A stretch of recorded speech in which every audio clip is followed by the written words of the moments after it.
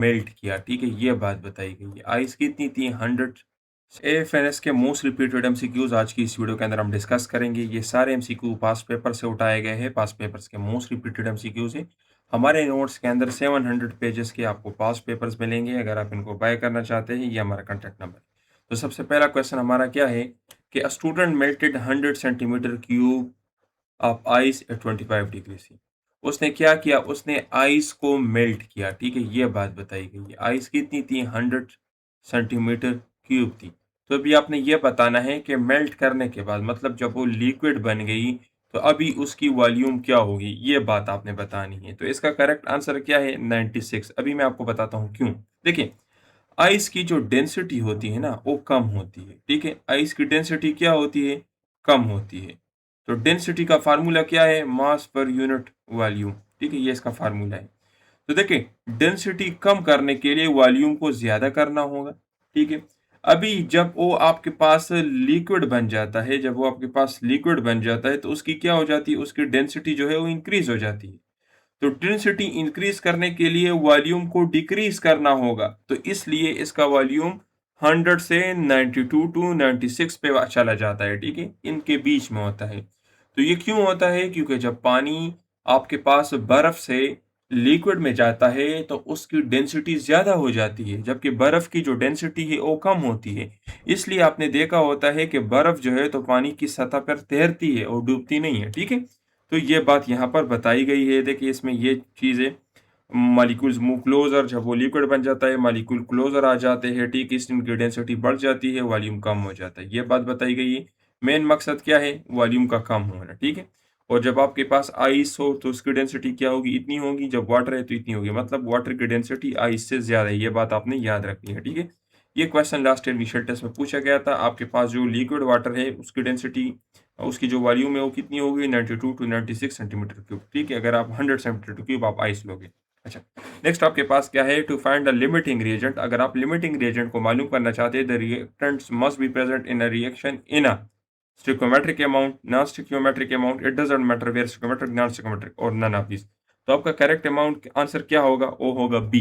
क्यों? क्योंकि देखिए, आपको लिमिटिंग रिएजेंट का पता तब चलेगा जब इक्वेशन बैलेंस्ड नहीं होगा। अगर इक्वेशन बैलेंस्ड है तो फिर जाहिर सी बात है दोनों रिएक्टेंट्स आपके पास हो, एक ही टाइम पे कंज्यूम होंगे और एक जैसा प्रोडक्ट बनेगा, फिर आपको पता नहीं चलेगा।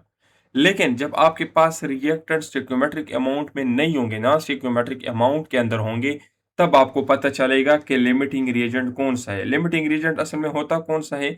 लिमिटिंग रिएजेंट वो रिएजेंट होता है जो रिएक्शन में सबसे पहले कंज्यूम हो जाता है, ये खत्म हो जाता है।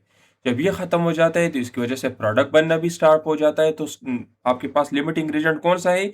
which is consumed early in a reaction and it limits the production of a product, ठीक है? तो ये इसकी मेन डिफिनीशन है। कंज्यूम कंप्लीटली, ये सबसे पहले कंज्यूम हो जाता है। जब ये कंज्यूम हो जाता है तो प्रोडक्ट बनना भी स्टार्ट हो जाता है, ठीक है? तो limiting the amount of product form, ये इसकी डिफिनीशन हो गई।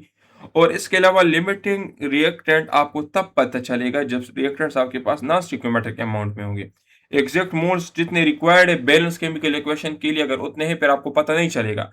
तो याद रखें, बैलेंस्ड केमिकल इक्वेशन में आपको पता नहीं चलता, ठीक है? बैलेंस्ड केमिकल इक्वेशन में आपको पता नहीं चलता, ठीक है, लिमिटिंग रिएजेंट का। और ये एमसीक्यू भी काफ़ी मरतबा पूछा गया है इनिशियल टेस्ट के अंदर।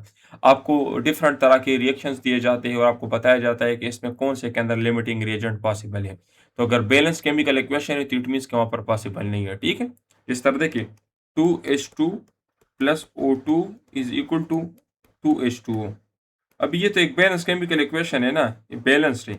इसमें आपके पास पॉसिबल नहीं है लिमिटिंग रिएजेंट, क्यों? क्योंकि ये तो बैलेंस्ड है। अगर इसको हम हटा दें, सिर्फ H2 करेंगे, तब हमें पता चलेगा कि आपके पास यहाँ पर कौन सी जो है वो लिमिटिंग रिएजेंट है, ठीक है?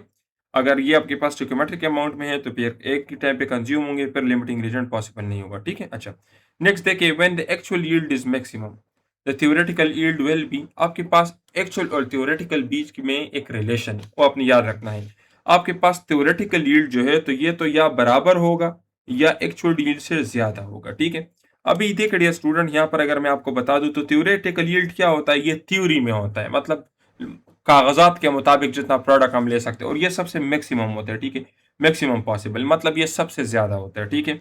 जब आप स्टिकोमेट्रिक कैलकुलेशन करते हो तब आप इसको करते हो, ठीक है? और ये आपके पास कब मैक्सिमम होगा? अगर आपके पास किसी किस्म का कोई लॉस ना हो। अभी देखिए डियर स्टूडेंट, एक्चुअल यील्ड आपके पास क्या होता है, जो हम लेबोरेटरी में रिएक्शन के थ्रू जो प्रोडक्ट ऑब्टेन करते हैं ना, तो हम उसको कहते हैं एक्चुअल यील्ड। एक्चुअल यील्ड तो ज़ाहिर सी बात है वो आपके पास थ्योरेटिकल यील्ड से कम होगा, हमेशा कम होगा। क्यों? क्योंकि कुछ ना कुछ लॉस होता है, रिएक्शन कंडीशंस आइडियल नहीं होते, कुछ डिफरेंट एनवायरनमेंट्स के अंदर इम्प्योरिटीज की वजह से लॉस होता है, तो इसलिए आपके पास जो एक्चुअल यील्ड है ये हमेशा थ्योरेटिकल यील्ड से कम होगा, ये अपने याद रखना है। लेकिन एक कंडीशन इस तरह से हो सकती है, अगर रिएक्शन आपके पास 100% एफिशिएंट हो, मतलब उसके अंदर किसी किस्म की कोई लॉस नहीं हो रही, सारी रिएक्शंस प्रोडक्ट में कन्वर्ट हो रहे हैं, तब आपके पास एक्चुअल यील्ड और थ्योरेटिकल यील्ड बराबर होंगे। और किसी भी सूरत ये नहीं हो सकता कि एक्चुअल यील्ड आपके पास हो थ्योरेटिकल यील्ड से ज्यादा हो जाए, ठीक है? ये किसी भी सूरत पॉसिबल नहीं है। तो आपने ये स्टेटमेंट याद रखना है कि जो भी हो जाए, एक्चुअल यील्ड कभी भी थ्योरेटिकल यील्ड से ज्यादा नहीं हो सकता। इसके बराबर तो हो सकता है, कम भी हो सकता है, लेकिन ज्यादा नहीं हो सकता, ठीक है? अच्छा, नेक्स्ट आपके पास क्या है, आपको एक रिएक्शन दिया गया है, आपको यह बताया गया है कि mass of oxygen required to produce 18 gram of water. आपके पास कितना ऑक्सीजन चाहिए 18 ग्राम ऑफ वाटर बनाने के लिए? तो यहाँ पर देखिए डियर स्टूडेंट, यहाँ पर अगर हम देख लेते हैं तो इसका मास क्या है, 4 है, इसका मास क्या है, ये आपके पास हो। पर अगर हम देखें तो एक वाटर मॉलिक्यूल का जो एटॉमिक मास है वो है 18, लेकिन चूंकि ये 2 है तो अगर हम इसको 2 के साथ कर लें तो ये हमारे पास आ जाएगा 18 दूना 36, ये 36 आ जाएगा, ठीक है? अभी यहाँ पर देखिए स्टूडेंट, यहाँ पर 32 ग्राम ऑक्सीजन आप यूज कर रहे हो 36 ग्राम आप वाटर बनाने के लिए। हमें क्या बताया गया है कि आपने 18 ग्राम वाटर बनाया, मतलब आप इसको हाफ करें। अगर आप इसको हाफ करोगे तो यहाँ पर ऑक्सीजन भी हाफ लगेगा ना, तो ऑक्सीजन भी कितना लगेगा, 16 ग्राम ऑफ ऑक्सीजन लगेगा 18 ग्राम ऑफ पानी को बनाने के लिए, और 32 ग्राम ऑफ ऑक्सीजन लगेगा 36 ग्राम ऑफ वाटर को बनाने के लिए। तो ये बात यहाँ पर बताई गई है, ठीक है? यहाँ पर देखें यही चीजें हैं, कैलकुलेट करके बताया गया है, लेकिन मकसद इसका यही। सो डियर स्टूडेंट, अगर आप चाहते हैं कि आपका टेस्ट क्लियर हो, वर्बल नॉन वर्बल के आपको बेहतरीन नोट्स मिले जिसके अंदर ट्रिक्स हो, और टोटल हम आपको 300 एमसीक्यूज वर्बल नॉन वर्बल के देंगे, ज्यादा नहीं, और उसी से 100% आपका टेस्ट आएगा। कंप्लीट एकेडमिक के नोट्स देंगे और ये सेलेक्टेड नोट्स होंगे आपके सेंटर के मुताबिक। आपके टेस्ट से एक दिन पहले आपको गेस्ट पेपर भी देंगे, इसके अलावा टीचर सपोर्ट भी आपको मिलेगा। अगर नोट्स में कहीं पे कोई मसला हो तो आप टीचर से पूछ सकते हो, आपको गाइड करेगा। 6000 के आपको ये मिलेंगे। हम आपको मोबाइल ऐप देंगे, उस मोबाइल ऐप के अंदर आपका अकाउंट होगा, उसी में आपके सारे नोट्स होंगे। और अगर आपने ऑनलाइन क्लासेस ज्वाइन करनी है तो उसकी 16,000 फीस है। ये हमारा कॉन्टैक्ट नंबर है, इस पर रब्ता करके आप इन नोट्स को बाय कर सकते हैं। नेक्स्ट हमारे पास क्वेश्चन क्या है कि एक बंदा है जो कि 1 किलोग्राम वजन जो है उसको कैरी करता है 10 metre horizontally on the level ground, the work done by, आपने वर्क डन मालूम करते हो। देखिए ये आपके पास एक बंदा है, ठीक है? लेट्स सपोज ये एक बंदा है, ये इस साइड पे जा रहा है, ठीक है? 10 मीटर ये हॉरिजॉन्टली गया है। इसने अपने हाथ में एक वजन को पकड़ा हुआ है। ये इसके ऊपर वजन फोर्स जो है किस साइड पे लगा रहा है, ऊपर की तरफ फोर्स लगा रहा है, क्योंकि इसने होल्ड किया हुआ है। अब यहाँ पर देखिए फोर्स और डिस्टेंस के बीच में एंगल क्या है, 90 डिग्री है। तो देखिए आपके पास वर्क डन किसके बराबर है, एफ डी कास थीटा। अभी देखिए मैं यहाँ लिख देता हूँ, एफ आपके पास, एफ को भी आप कर ले, डी को भी आप छोड़ दे, अभी वैल्यू पुट ना करें, सिर्फ कास की वैल्यू पुट करें। कास की जगह मैं पुट कर देता हूँ कास 90। कास 90 किसके बराबर है, एफ डी जीरो। कास 90 बराबर है जीरो के, तो वर्क डन कितना हो जाएगा, जीरो हो जाएगा। क्यों? क्योंकि आपके पास जो डिस्प्लेसमेंट है और जो फोर्स लग रहा है तो उसके बीच में आपके पास हो एंगल 90 डिग्री है, तो इसलिए वर्क डन कितना होगा, 0 डिग्री होगा। तो डियर स्टूडेंट ये काफी इंपॉर्टेंट एमसीक्यू है, काफी मर्तबा पूछा गया है। अगर एक बंदा हॉरिजॉन्टली जा रहा है और उसने हाथ में एक शापर में कोई वजन रखा हुआ है तो उसका वर्क डन 0 होगा। क्यों? क्योंकि आपके पास एंगल 90 डिग्री है, और जब भी काज 90 हो वहां पर वर्क 0 होगा, ठीक है? अच्छा, 1 वाट सेकंड जो है तो ये किसके बराबर है, तो जाहिर सी बात है ये 1 जॉल के बराबर है। इसको हम प्रूव भी करते हैं, तो ये देखिए पावर किसके बराबर है, work done per unit time, work का यूनिट क्या है, जॉल, इसका क्या है, टाइम का सेकंड। तो देखिए अगर मैं इसको इस साइड पे ले आऊँ तो वाट इंटू सेकंड किसके बराबर है, 1 जॉल के बराबर है। ये काफी इंपॉर्टेंट एमसीक्यू है, ये पूछा गया है। लास्ट टाइम ये एमसीक्यू भी पूछा गया था कि 1 हॉर्स पावर किसके बराबर है, तो ये बराबर है 746 वाट्स के, ठीक है?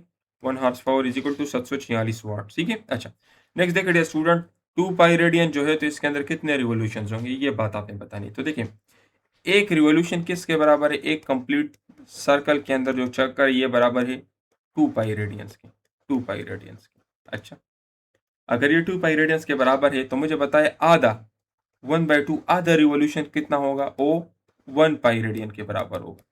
तो यहाँ पर देखिए, यहाँ पर आपके पास क्या है 3 पाई रेडियन, इट मीन्स कि ये तो आपके पास कितने 1.5 रिवॉल्यूशंस है। ये बात तो आपको पता चल गई 1.5 रिवॉल्यूशंस है।